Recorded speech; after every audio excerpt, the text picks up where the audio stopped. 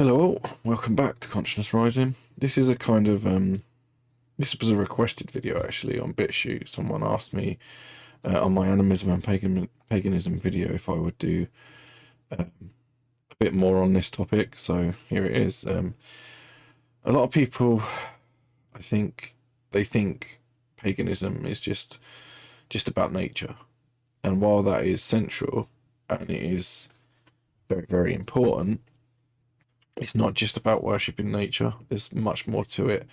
And for me, these are kind of like the pillars of paganism, if you like. These points that I'm going to make. There's 5 points I'm going to make that to me is what makes up what is a pagan and what pagans believe and what we are. Um, the first point I want to make before I go on to talk about these kind of pillars is that we are not people of the books. A lot of ancient pagan people didn't really write things down. It was more spoken. The spoken word was also honored and seen as powerful. And in a way, that's kind of like why I like doing these videos, because it's about my spoken word. Uh, don't get me wrong, I like writing things down, and I would like to maybe one day write a book more on the therapy side of stuff. But for me, um, yeah, the spoken word is powerful, and they recognise that. They didn't really write a lot of stuff down, so we're not people of the books. We don't really have a central book of paganism. People ask, like, what's a good book to read on paganism? Well, the best thing to do is probably just go out into the woods and just be at peace, and but also to sort of try, like I explained in that first video, sort of sense your part within creation and how you're part of it. You are not separate from it, and sometimes that can be found in natural places. I think for me, also being by the seaside and listening to the waves, the currents of the tides, all that kind of stuff, and getting away from the noise and just thinking in a bigger way, and thinking about the cycles as well, because to me cycles are very very central to paganism.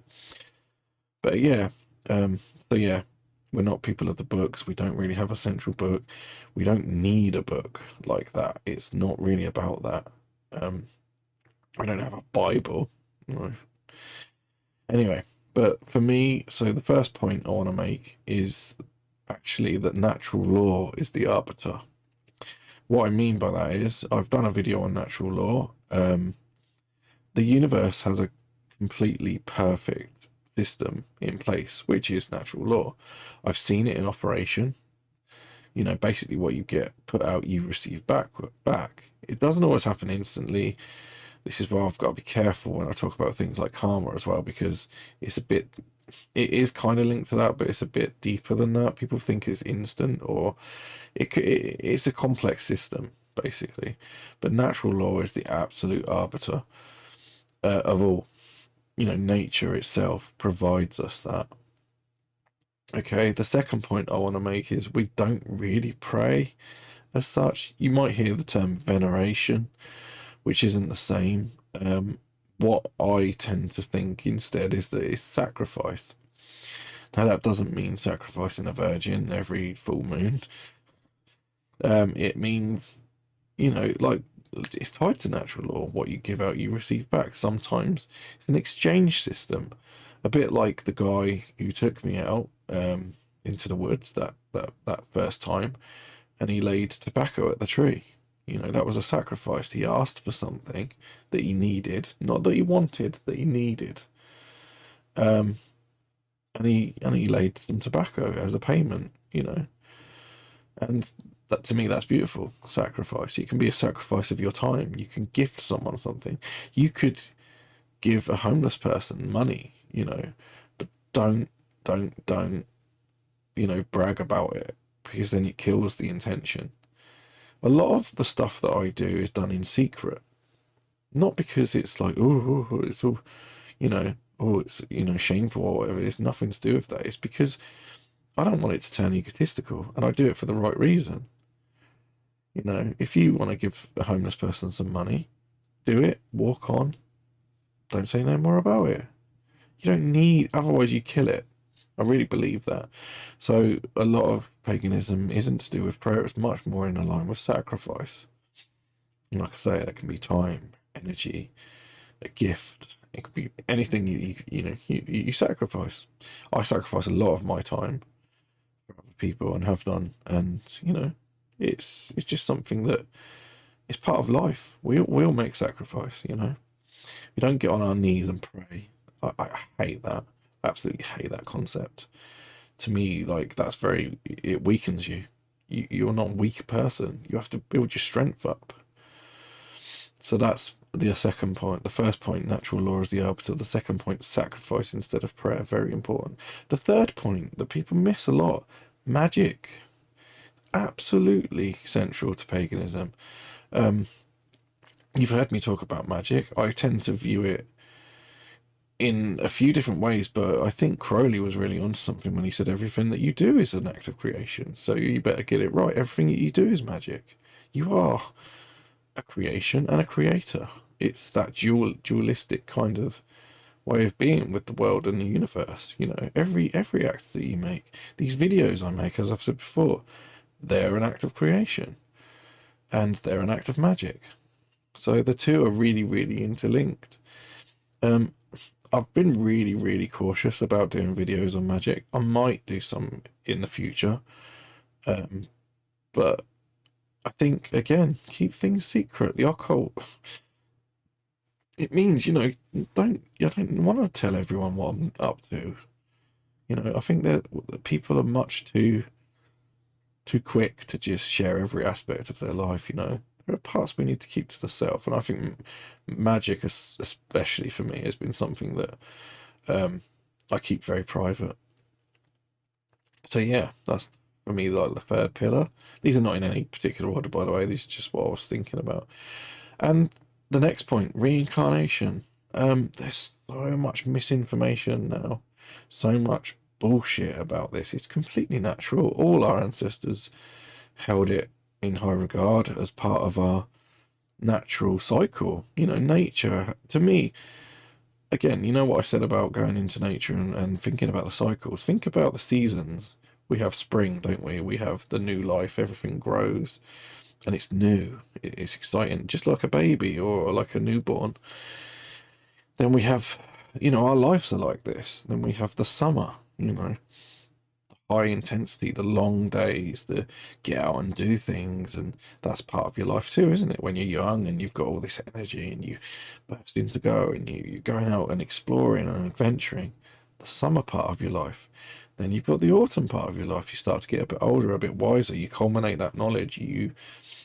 Things start to degrade, but it's not always a bad thing. It's part of life. And then winter, which is the season of death. Everything dies, and we do too. Death is something that I think that we shy away from talking about, but it's completely natural. It's as natural as being born.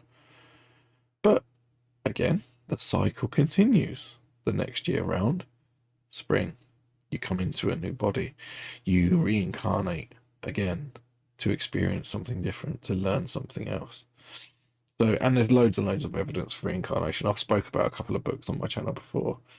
Um, Lots and lots and lots of stuff. I particularly like the ones that are more to do with children remembering past lives.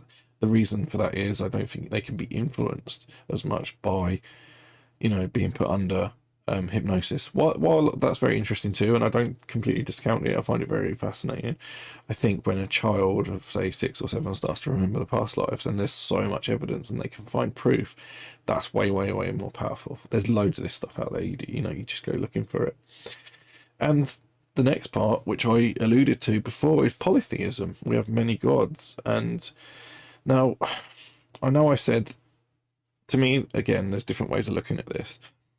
Um, the archetypes and stuff like Carl Jung spoke about, to me, that's kind of how I look at it as well. And I think that maybe some of our ancestors understood that as well, that these gods and these deities, these beings, were archetypes of nature and of the self, and you can be inspired by them. And today we've got archetypes everywhere. We've got Marvel comics, for God's sake. These archetypes don't stop; they continue to evolve. However, I will say there are a lot of pagans, and I kind of am in this. I'm kind of in both camps. really, that believe that these gods are real. Now, to me, everything that can be imagined is real in one way, shape, or form, and that's kind of where I'm at with this. And to me, when I shifted from a lot of the sort of Native American paganism that I was taught and more animism, I didn't really, once I started to shift towards um, my proper heritage, Thor, Freya, Odin, once I started to read the Eddas and things like that, and the stories and the myths of those, now they felt very real to me. I also had an extremely, extremely powerful dream about the Norns, which I'm not going to share here because it was so, so powerful. I'm still trying to work elements of that dream out. But to me, it was about putting me on this right path now that I'm on. As I said before, I'm kind of a bit of a chaos pagan. I appreciate all the gods and different viewpoints on it, So, but I don't believe they're the same. They can have similarities, but I do think they're individual, and we need to recognise that Odin. We've got Odin, haven't we? But the Native American might have a similar version to that, or the Celtic might have a similar version to that. But I don't believe they're necessarily the same. There are differences that can be explored and appreciated. So yeah, polytheism is very, very central. And you can look at that. I think no matter how you look at it, can be healthy. If you look at it as they are real, it's completely fine. Some people have had some amazing experiences, and I don't deny that at all. But also having that extra knowledge of coming from the world of psychology with Carl Jung, who I believe actually was more of a mystic than anything. Understanding this archetype concept is very, very important, and actually for me opened up my awareness, you know, even in the terms of art and literature and movies and things, to be able to see that through a different lens and understand how it links to our own psychology and who we are. Um, so for me, Carl Jung is to me very important in the world of paganism, and this concept of archetypes. But um, there could be so many books I could talk about that could help, but it's not really for today's video. But I just wanted to sort of talk about these sort of pillars for me, what makes up paganism. So you've got natural law being the arbiter. I've done a video on natural law. Sacrifice instead of prayer, the use of magic, reincarnation, and polytheism. To me, they're kind of like the main ones. I might have missed some because paganism is not like a religion. It's not set in stone. It's different in that way, and that's why I love it. As a side note, I am working on an audiobook series at the moment. It's going to take me a while to finish it, but in fact, I'll show you this book here, which I think I've spoke about before. It's The Darkening Age by Catherine Nixie. And it's basically, how the Christians destroyed the classical world.